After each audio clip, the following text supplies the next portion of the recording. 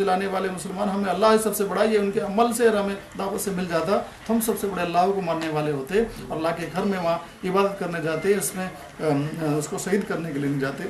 ये गुनाह हमसे अनजाने में हुआ, लेकिन जानने वालों ने हमें नहीं बताया, उसकी वजह से हमारे साथ ये ऐसा पेश आया।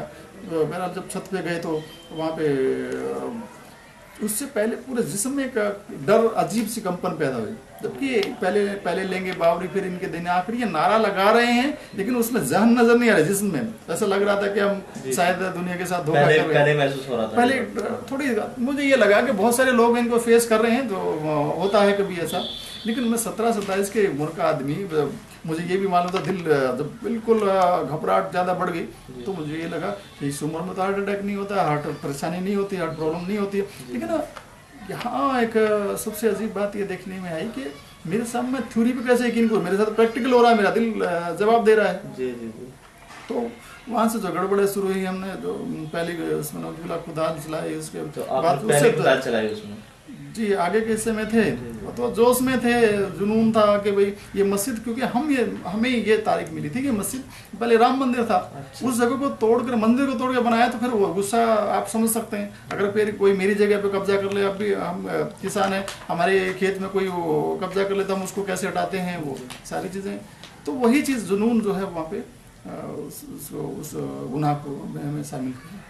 तो क्या आपके दिल की कैफियत क्या रही उसके बाद वहाँ से? उसमें एक तो ये था कि पहले कि वो जो पहले घबराहट थी ना, वो घबराहट बेचैनी, अब वो उसका विचित्र रूप मेरे सामने आया, अजीब एक कैफियत सामने है कि दिल जो है वो उसकी पंपिंग कम हो गई, वो जो है घबराहट शुरू होकर के हलक सूखने लगा, और आंखों के सामने, क्योंकि जब ब्लड प्रेशर कम होता तो बहुत बुरे हालात आते हैं। तो मुझे जो पहला खुदाल चलाया उसके बाद और बढ़ी एकदम से वो बेचैनी बढ़ी, जैसे किसी ने मैंने बिजली को छू दिया तो काम करता है तो उससे रिएक्शन आता है, वो एकदम से रिएक्शन उसके सामने दिख रहा था।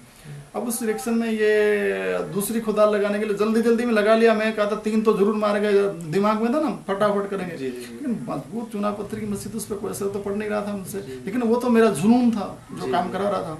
दूसरी बार तो थोड़ा, पहली बार तो थोड़ा खुदाल लगी, जिसको बहन में कह सकते खुदाल लगी है, दूसरी बार उससे बहुत कम ताकत से लगी, तीसरी बार तो उठाने के लिए हाथ नहीं थे। अब वो इतना रिएक्शन बढ़ गया था जिसमें कि अब मेरे हाथ ऊपर जमाए, अब नीचे नहीं आ रहे हैं, यहाँ मुझे, अब मैं लाजवाब हो गया हूँ, हर तरफ मुझे मौत नजर आए, जिसको मैं मौत का सौदागर बन के गया था। पहले लेंगे बाबरी, फिर इनके दिन आखिरी, उसका मतलब दुनिया समझ सकती है कि ये जो नारा लगा किस वजह से लगाया गया था। अब मेरी जान पे बनी हुई है, मुझे मौत 4 तरह से नजर आती है। एक मौत मेरे सर पे खड़ी खुदाल की शक्ल में, 20 किलो खुदाल मेरी खोपड़ी को फाड़ कर देगा। दूसरी, मेरा हार्ट जो है मेरा साथ नहीं दे रहा है, काम नहीं कर रहा, बंद हो गया तो मेरी मौत हो। तीसरा, मैं इतनी हाइट पे हूँ, ऊपर से गिरा, बैलेंस बिगड़ गया तो मौत होगी। चौथा, अगर यहाँ से बच गया तो कितने सारे मुसलमान जो दाढ़ी टोपी नहीं रखते हैं, कुर्ता पजामा नहीं पहनते हैं, वो स्टडी की शक्ल में हमें देखने के लिए आ गए होंगे कि ये है वो जो शख्स, ये हमें रास्ते में मार देंगे और हम मर जाएंगे। हर तरफ से मौत नज़र आ रही थी। अब जिसको हर तरफ मौत नज़र आ रही हो, उसके बाद उसकी कैफियत क्या होती है आप समझ सकते हैं। उसी हाल में वापस अपने घर आए तो उस दौर में यही लग रहा, ट्रेन में थे तो यही लग रहा था अब गाड़ी रुकेगी, अब मुसलमान आएंगे, अब मारेंगे, तो बहुत बड़ी बेचैनी हुई। वापस आने पर घर में, हालांकि हमारे साथियों ने बहुत बड़ा स्वागत किया, उसके हज़ारों लोग जमा हो गए थे, तो उन्होंने बड़ा स्वागत किया कि भाई इन्होंने धर्म का काम करके आए हैं, वो बड़ा मकसद था। बहरहाल जब वापस जो घर गए हैं वो काफ़ी उल्लेखनीय चीज़ है कि मेरे वालिद साहब ने कहा कि तुम देश का नाश, आ गया तो देश का नाश करके। मैं हरियाणा का हूँ, हरियाणा में से ही बात करते हैं। मैंने कहा मैं तो देश का बड़ा काम करके आया हूँ, जब क्योंकि मुझे जो आगाज था, जो डर था, खौफ था, उस प्रोग्राम से थोड़ा भाल हुआ कि हज़ारों लोग जो स्वागत कर रहे हैं कि देखो धार्मिक आदमी हैं, देश का काम करके आए हैं। भगवान श्री राम जो एक बार अयोध्या को जो वापस आए थे लंका को जी, तो वो सारी चीज़ें दोहराई गई कि भाई ये भी धर्म का काम करके आए हैं तो इनका स्वागत किया जाए, वो सारी चीज़ें। तो हौसला मिला थोड़ा सा, वो डर थोड़ा खौफ कम हुआ। लेकिन घर जाने के बाद वालिद साहब बिल्कुल एकदम अजीब एक चीज़ में कि वो, मैं चाह रहा था कि मेरा स्वागत होगा जैसे उन्होंने किया, और वो एकदम उसके उल्टा हो रहा था कि आ गया तो देश का नाश करके। तो मुझे लगा कि मेरे वाले साहब जो सीधे साधे थे, टीचर हैं, तो मैंने उनसे जिक्र किया कि आपको कोई भड़का देता है मेरे खिलाफ, मैं तो अब बड़ा आदमी बनने वाला हूँ, बड़ा नेता बनने वाला हूँ। तो उन्होंने कहा कहाँ का नेता बनेगा। उन्होंने कहा BBC पे न्यूज़ है, खबर आई है कि बहुत सारे मुस्लिम मुल्क जो है मिलके मशवरा कर रहे हैं कि भाई उन्होंने हमारी इबादतगाह को जो है शहीद करवाया है, इसके खिलाफ कुछ हालात बन सकते हैं, कुछ देशों गृह युद्ध भी हो सकता है, वर्ल्ड वार भी हो सकती है, ऐसे ऐसे अंदेशन बनाए उस वक्त बहुत सारे फैले थे। तो उन्होंने कहा कि सारी दुनिया जब तबाह हो जाए, कौन सी तबाही के तुम नेता बनोगे। तो कहा कि गद्दार हो तुम देश के, यहाँ से निकल जाओ। मैंने उनसे कहा कि वालिद साहब को कहा, हमारे यहाँ एक लोकल मुहावरा है, जब कोई देश की दुनिया की बात करो उसको गांधीवादी कहते हैं। तो मैंने कहा आप गांधी जी की तो चले गए, आप गांधी जी की तरह मुझे क्यों कुर्बान कर रहे हैं, मैं इतना अच्छा आदमी बन रहा हूँ और वो कहें मुझे तेरी अच्छाई या तेरी जरूरत नहीं, तो यहाँ से निकल जा।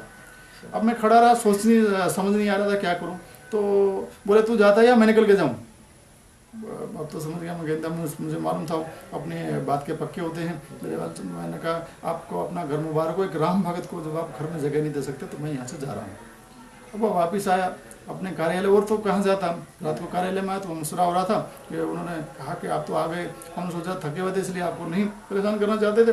लेकिन अब ये मसला ये है कि निर्देश मिला है कि जो बाबरी मस्जिद की ईंटें हम लेके गए थे वहाँ से हटाने के लिए पहले सबूत के तौर पर, बाद में उनको फिर प्रसाद और वो विजेता चिन्ह और सब विजय चिन्ह के तौर पर पेश किया जा रहा था कि इन पर मूत्रदान कराना है।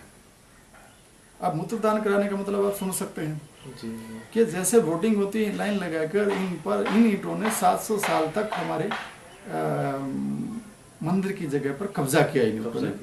इस नियत से जो ये बात रखी गई, वो सारे जो उस मसले के बाद बहुत सारे हालात आए, 2-3 दिन तक चला भी वो सारा मामला, हम शामिल रहे। उसके बाद तो हालात जो डर और वो खौफ है ना वो बढ़ा। हालांकि इतने लोगों के बीच में रह रहा था, मुझे हालांकि वो चीज़ भूल जानी चाहिए थी अगर वक्ती तौर पे मेरे अंदर वो चीज़ आई थी, लेकिन वो बात तो बढ़ रही थी लगातार। तबीयत पे और बेचैनी, डर और खौफ, मुसलमान आएंगे मारेंगे, वो दिमाग पे वही गलबा छाता रहा। वो गलबा इतना बैठा कि जब भी कोई शोर होता तो मुझे लगता मुसलमान आ रहे हैं, अटैक कर रहे हैं। अच्छा, ये मतलब दिल के अंदर कैफियत होती है। जबकि ये था कि 92 के माहौल में जो मुसलमान हमारे हरियाणा के इलाकों में रहते थे वो छोड़ के चले गए थे, है ही नहीं वहाँ पे, थे ही नहीं। इसके बावजूद दिमाग में ये समानी रही थी। सब लोग बता रहे हैं कि नहीं, हम उनके दुकानें वो लोग जहाँ कहीं भी थे नहीं, अब थोड़े बहुत कोई इक्का दुक्का थे वो भी नहीं। इसके बावजूद लग रहा कि बड़ी तादाद में आ रहे हैं, दिमाग के बहनों गुआन वही चीज़ छाती रही। और ये सबब बना कि मैं आखिर में इस हाल में आ गया कि बच्चे खेलते शोर करते तो लगता था कि मुसलमान आ रहे हैं, हमला कर रहे हैं हम पे। हर ख्वाबों में, ख्यालों में मेरे पीछे दौड़ रहे हैं लोग कि मुझे मारेंगे। यही है वो बलबीर सिंह जिसने मस्जिद पे चढ़ के हमला किया था, खुदा मारी थी, इसको मारो, इसको मारो, इसको मारो। यही हाल से दिसंबर के महीने में हमारे यहाँ क्या ठंड होती है हरियाणा में, आप समझ सकते हैं, उसमें पसीना पसीना होकर उड़ जाता था। उस हालत, उस बेचैनी कैफियत से मैं पागलपन की दौड़ की तरफ बढ़ रहा था कि ज़रा भी आहट, मुझे मुसलमानों की आहट महसूस होती थी। ज़रा सा दिल धड़कता गया, धड़कन सांस आएगी नहीं जाएगी, अब तलवार आएगी, मारेंगे, गोली मारेंगे, वही चीज़, वो डर और खौफ मुझे पागलपन की तरफ लेके चला गया। और उसका नतीजा ये निकला कि मेरे जो और साथी हैं, मेरे जो रिश्तेदार, आस पड़ोस के लोग मुझे पागल करार दे दिया। जरा चिल्लाता रहता है, दरवाजे खिड़की बंद कर लो, मुसलमान आ जाएंगे, मारेंगे, तुम्हारे घर में हथियार नहीं है, तुम अपना बचाव कर लो। ये सारी चीज़ें पागलपन की तरफ मुझे कह रही थी और मैं उन्हें पागल समझ रहा था। ये मेरे कहने के बाद समझ नहीं रहे हैं, मैं अपने आप को समझदार समझ रहा हूँ, सामने वाला को पागल, वो मुझे पागल समझ रहे हैं, मैं उनको पागल समझ रहा हूँ। ये दौर मेरा। अच्छा, वो आप बता रहे थे कि ईंटों के ऊपर हमने मूत्रदान वगैरह का प्रोग्राम बनाया था। नहीं, प्रोग्राम बना जी 3 दिन तक वो अच्छा चलता रहा जी। और इसके बाद आपका मुसलमानों के साथ क्या वो रहा? मुसलमान मतलब आपके साथ किस अंदाज में पेश आए? आपको जैसे गुमान था कि मुसलमान मारेंगे, तलवार लेके आ रहे हैं, काटेंगे, मुसलमानों से उसके बाद मुलाकात हुई तो कैसा मुसलमान बने? नहीं, वो मुलाकात सीधी मेरी मुसलमानों से नहीं। असल में क्या, मेरा एक साथी जो गंदरपाल सिंह जो है वो मेरे साथ बाबरी मस्जिद शहादत में शिरकत में मैं उसकी तस्कील समझ के गए उनको करके। वहाँ पे कुछ साथी हमारे, बहुत सारे साथी गए थे अपने इलाके से, उनमें शामिल था। तो वो तो क्या किया कि बाबरी मस्जिद की ईंटों के उनको लेके अपने पेशाब घर में रख लिया और उसमें बराबर पेशाब करता था। इनके वालिद रघुवीर सिंह बहुत परेशान होते थे, इनके ताया तो बहुत बिगड़े भी थे उन पर कि भाई तू गलत कर रहा है, ये धार्मिक चीज़ों के खिलाफ है, देश के खिलाफ है वो, क्योंकि वो इन चीज़ों, क्योंकि हमारे जो देश का जो देहात के लोग हैं, अक्सरियत जो है हमारे देश में अच्छी दिल वालों की है, साफ दिल वालों की है, वो किसी से नफरत नहीं करते, दवेश नहीं रखते, सीधे साधे लोग हैं बेचारे। बस उनको तो वक्ती तौर पर भड़का लेता है तो वो समझ नहीं पाते सामने वालों के हालात। तो वो बहरहाल वो इसके उनकी नाराज़गी के बावजूद पेशाब घर में ही रखे। पहले तो कोई नियम कायदा कानून नहीं था कि पेशाब कहाँ करना है कैसे, लेकिन उसके बाद अपना एक नियम बना लिया कि जब भी मुझे पेशाब को जाना तो यहाँ इस ईंट पर पेशाब करना है। और अल्लाह ने उसको, फिर हालात तो आते हैं, अल्लाह इज्जत देना है, अल्लाह जिल्लत देना। अब जब इज्जत पर कायम नहीं रहता है तो जिल्लत मिलती है। कायम रहने के लिए उसके लिए सरकार कोशिश नहीं करता है या उसके कानून के दायरे में नहीं रहता है तो दायरे और तोड़ता है, कानून तोड़ता तो अल्लाह के दिन का उसका गजब का शिकार भी होता है। तो बहरहाल वही शख्स फिर आहिस्ता आहिस्ता उसको पागलपन का दौर अजीब किस्म का शुरू हुआ। वो ये कि अब पहले एक गांव में सबसे इज्जतदार आदमी का बेटा है, 300 बीघे के जमींदार का एक बेटा हो, अकेला हो, तो उसकी कितनी इज्जत होती है। उस इज्जत जितने लोग उसकी करते थे, अब उसको जिल्लत भी तो होनी थी ना। अब वो जिल्लत मिली किस जरिए से, वो गांव के जिस भी औरत को देखता उसको जिना की नीयत से उस पर माइल होकर उस पर झपटता। अब वो औरत चिल्लाती अपने बचाव में, और लोग जमा होते, वो मारते। अब हमारे यहाँ तो माहौल आपको मालूम है, अगर कोई ऐसी छिड़कानी करे तो उसके साथ कैसा सलूक करते हैं, सब जूते चप्पल से जो आदमी होता है वो मारते हैं। अब वो सब गांव के लोग, कोई शायद ऐसा नहीं बचा था जिसने उसको जूते चप्पल से ना मारा हो। ऐसी हरकतें रोजाना होती रहती। आखिर उसके तो हालात और बिगड़े जिसको मैं बयान नहीं कर सकता। उसका इलाज कराने के लिए कितने सारे डॉक्टर दवा देते थे, नशे की दवा देते, जब तक नशे का असर रहता बेहोश रहता, उसके बाद वही हरकतें। आखिरकार उन्होंने कहा कि इसके ऊपर कोई ऊपरी जादू हो गया है, इसका इलाज कराओ। तो आज इस पंडित के पास, आज इस सियाने के पास, आज ओझा के पास, सब जगह चले गए, लेकिन कोई इलाज नहीं हो रहा था। कोई एडवांस लेता, 10 दिन का टाइम देता, 7 दिन में देगा, 3 दिन में, ऐसे होता रहा। बहुत घूमने के बाद आखिर 20 दिन की, 10-15 दिन की मशक्क़त के बाद उनको सोनीपत का पता दिया किसी ने। कहा कि भाई वो लोगों ने पहले कहा, रोज़ आते थे पूछने क्या हुआ, कुछ फ़ायदा हुआ। हमारे माहौल में, देहात में ये चलता है कि भाई कोई बीमार हो जाए सब पता लेने आते हैं क्या हुआ। तो उन्होंने कहा कि भाई तुम तो, एक आदमी ने सुना दिया, तुम तो सारे पागल हो गए, ऐसे ही करके बात करते हैं हमारे यहाँ। तो जब से मुसलमानों की मस्जिद तोड़ के आए हैं तब से इसके साथ ये हालात है, इससे मुसलमान मौलवी से इलाज कराओ इसका। ये मशवरा देने वाले वही इसी गांव के लोग हैं। तो मुसलमान मौलवी की तरह से मुसलमान मौलवी मिलना मुश्किल हरियाणा में, क्योंकि 92 का जो 92 का दौर गुजरा था उसमें सब छोड़ के चले गए थे एकदम से, 1-2 दिन में ही सब खाली हो गए थे। अब उनको ढूंढने के लिए जब बात हुई तो कहा यहाँ मुसलमान मौलवी मिलना मुश्किल है। लेकिन पता लगा कि बहुत बड़े मौलवी हैं, सोनीपत में आते हैं, हर महीने की 1 तारीख को आते।